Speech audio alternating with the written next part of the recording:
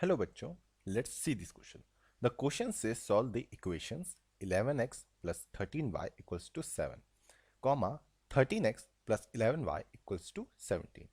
So यहाँ पे बच्चों हमारा क्या की कंसेप्ट है? यहाँ पे जो हमारा की कंसेप्ट है बच्चों, वो है हमारा यहाँ पे सब्स्टिट्यूशन मेथड. अब हम यहाँ पे पहले क्या करते हैं? सब्स्टिट्यूशन मेथड को समझते हैं. तो हमें सपोज यहाँ पे अगर हमें कभी हम सपोज करते हैं, लेट करते हैं कि हमें यहाँ पे दो इक्वेशन है, a x plus y equals to 1, और एक इक्वेशन ले लेते हैं हम यहाँ पे a x minus y equals to 1. अब सब्स्टिट्यूशन मेथड में क्या करते हैं बच्चों, हम जनरली किसी भी एक इक्वेशन को लेते हैं और वहाँ से हम किसी एक वेरिएबल की वैल्यू फाइंड करते हैं, और उस वेरिएबल की वैल्यू को हम सेकंड इक्वेशन में पुट कर देते हैं. तो यही होता है हमारा सब्स्टिट्यूशन. अब यहाँ पे अगर हम एग्जांपल में देखें अपने, तो यहाँ से अगर हम यहाँ पे क्या करें, हम y वेरिएबल की वैल्यू फाइंड कर लें, तो ये क्या हो जाएगा, ये हो जाएगा y equals to 1 minus a x. अब यहाँ से हमने बच्चों हमारे वेरिएबल y की वैल्यू फाइंड कर दी, तो इस वैल्यू को हम क्या करेंगे, हम अपनी सेकंड इक्वेशन में पुट करके दोनों x और y की वैल्यू हम फाइंड कर लेते हैं. सो अब बच्चों हम अपने गिवन क्वेश्चन में आते हैं. हमें यहाँ पे क्या गिवन क्वेश्चन है कि हम पे हमारा 11x plus 30y equals to 7 दिया गया है, और सेकेंड इक्वेशन है हमारी 13x plus 11y equals to 17. तो हमें ये दो इक्वेशन गिवन है. तो यहाँ पे क्या करते हैं बच्चों, हम पहले हम क्या करते हैं, यहाँ पे इनको किसी भी एक वेरिएबल को हम कॉमन कर लेते हैं. तो हम यहाँ पे इसकी मल्टीप्लिकेशन किससे कर लेते हैं, 11 से कर लेते हैं, और इसकी मल्टीप्लिकेशन किससे कर लेते हैं, 13 से कर लेते हैं. तो ये क्या बन जाएगा, ये बनेगा 121x plus 143y equals to 77. और ये इक्वेशन क्या बन जाएगी, ये बन जाएगी हमारी यहाँ पे बच्चों 169x plus 143y equals to यहाँ पे 221. अब हम यहाँ पे क्या करते हैं बच्चों, अब यहाँ पे हमें दो इक्वेशन मिल गई, तो हम क्या करते हैं, अब यहाँ से किसी से एक हम वेरिएबल की वैल्यू फाइंड करते हैं. तो हम अपने इस इक्वेशन को ले लेते हैं.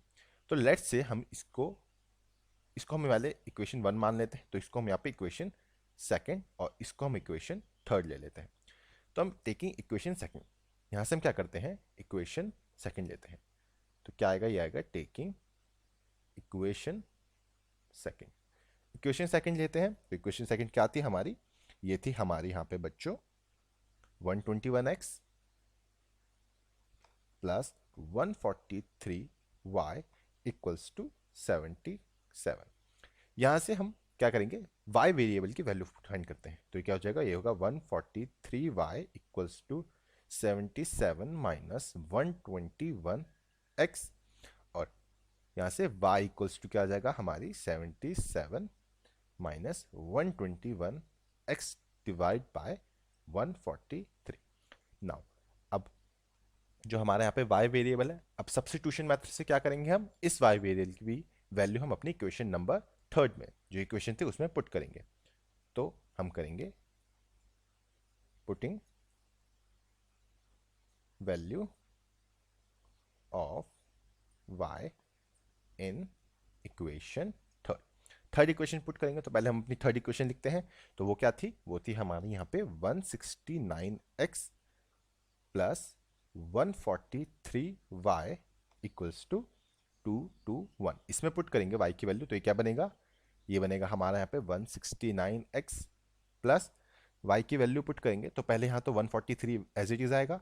y की वैल्यू पुट करेंगे, वो थी हमारी 77 minus 121x divide by 143 which is equals to 221 बच्चों.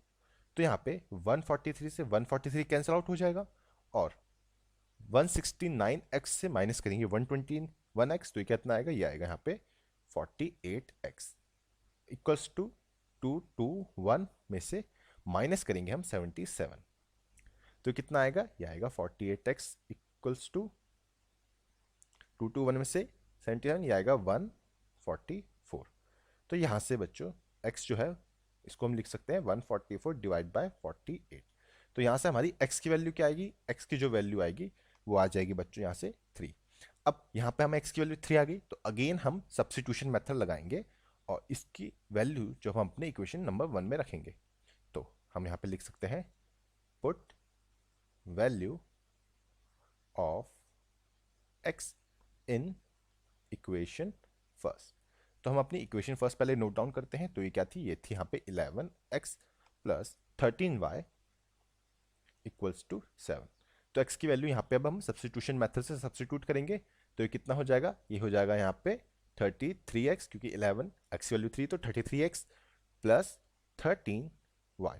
यहाँ पे बच्चों हमने x की वैल्यू पुट करी है, तो यहाँ पे 33 ही आएगा, x नहीं आएगा। तो ये होगा 33 प्लस 13y इक्वल्स टू 7। तो यहाँ से 13y इक्वल्स टू 7 माइनस 33। तो 7 माइनस 33 कितना होता है, ये होगा माइनस 26।